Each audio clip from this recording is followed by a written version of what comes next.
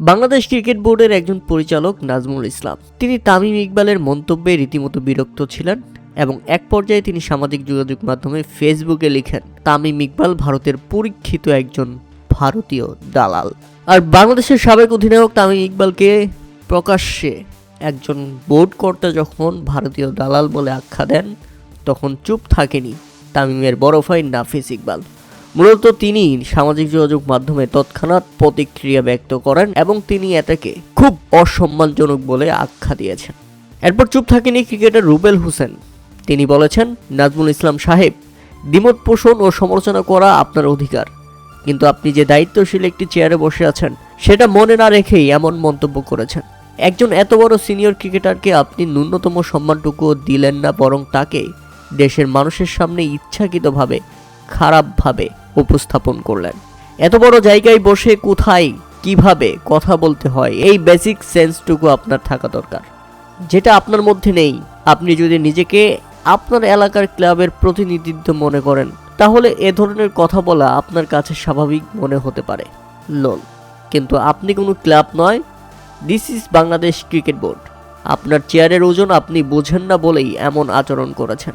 কোনো কোটার মাধ্যমে আপনি এত বড় জায়গায় ডিরেক্টর হয়েছেন তা আমার জানা নেই। তবে এই মানসিকতা নিয়ে বাংলাদেশ ক্রিকেট কিভাবে এগোবে সেটা সত্যি বোধগম্য নয়। দুঃখজনক হলেও বাস্তবতা হলো, এই ধরনের কিছু লোকজনই বাংলাদেশ ক্রিকেট বোর্ড আজ পরিচালনা করছে। রুবেল হোসেনের পর তাসকিন আহমেদও প্রতিবাদ করেছেন।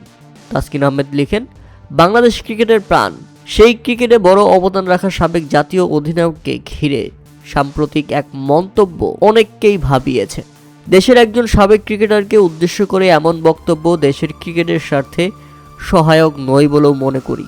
আশা করি সংশ্লিষ্ট মহল বিষয়টি গুরুত্বের সঙ্গে বিবেচনা করবে এবং ভবিষ্যতে আরও দায়িত্বশীল অবস্থান নেবে।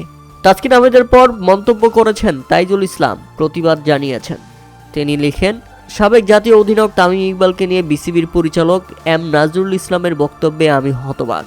একজন জাতীয় দলের ক্রিকেটার সম্পর্কে বোর্ড পরিচালকের এমন শব্দচয়ন শুধু রুচিহীনই নয়, তা সম্পূর্ণ অগ্রহণযোগ্য এবং আমাদের ক্রিকেটের সংস্কৃতির পরিপন্থী। এই মন্তব্যের বিরুদ্ধে আমি দৃঢ় প্রতিবাদ জানাচ্ছি। দায়িত্বশীল একটি পদে থেকে প্রকাশ্যে এ ধরনের বক্তব্য দেওয়া বোর্ড কর্মকর্তাদের পেশাদায়িত্ব, নৈতিকতা ও আচরণবিধি নিয়েই গুরুতর প্রশ্নের জন্ম দেয়। এ কারণে সংশ্লিষ্ট পরিচালকদের প্রকাশ্যে ক্ষমা প্রার্থনার পাশাপাশি তাকে যথাযথ জবাবদিহিতার আওতায় আনার জোর দাবি জানাচ্ছি। তাইজুল ইসলামের সেই পোস্ট কপি করে পোস্ট করেছেন মোহাম্মদ সাইফুদ্দিন। মোহাম্মদ সাইফুদ্দিন থেকে সেই পোস্ট কপি করে পোস্ট করেছেন শামসুর রহমান। শামসুর রহমান থেকে সেই পোস্ট কপি করে পোস্ট করেছেন মুমিনুল হক। ঠিক এভাবেই তামিম ইকবালের পাশে দাঁড়িয়েছেন দেশের সকল ক্রিকেটাররা এবং এর তীব্র প্রতিবাদ জানাচ্ছেন।